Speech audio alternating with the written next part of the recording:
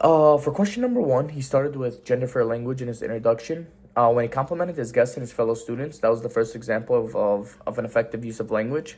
I feel like he then proceeded to help visualize with the use of similes and metaphors in the beginning of a story. He definitely personalized his language given the fact that he knew where he was speaking and who his audience would be. I want to say that the most common language device I seen in the speech was narrative over facts. Quoting a chapter, oral language allows audience participation even if it's a non-verbal, and I feel like that's what was keeping him to execute the motivational sequence pattern in his speech.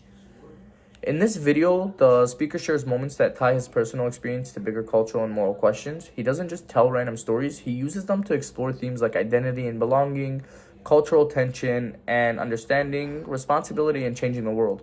There's structure and there's depth, and there's emotional impact and there's clarity. Audience-centered language is when a speaker tailors their message to specific values, interests, and experiences and the expectations of people they're speaking to. It means putting the audience first. The speaker connects personal experience to shared values. He talks about cultural identity and belonging, universal themes that resonate especially with a college graduating class, I feel like many of whom are about to enter a diverse and global world. He references academic and moral themes since he's about to speak at a university commencement. I feel like he's going to use language that fits the setting. It's considered thoughtful, reflective, and for the professors and the guests, not only the college students, the college graduates, or should I say, it's intellectually engaging. Number five, the question number five, the answer to that, I feel like derogatory language provides a clear example of non-inclusive language.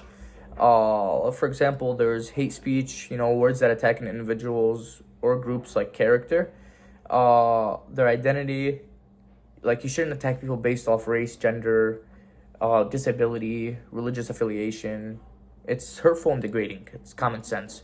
When you use your inclusive language in your speech, you choose words that don't privilege one group over another.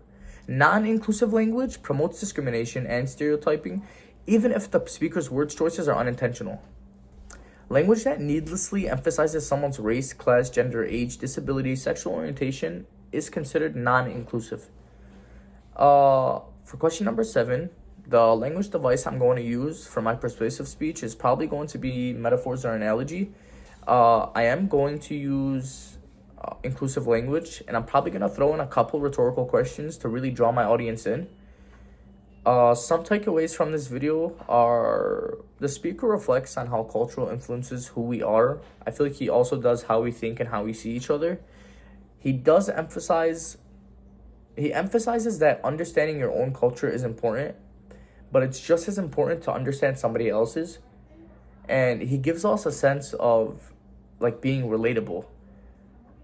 And it's okay. I feel like there's he establishes some sort of like ethos, because he lived multiple cultures, and you can tell like he's given like a clear takeaway on there being like how harmful assumptions and stereotypes are, especially based on somebody's background or religion.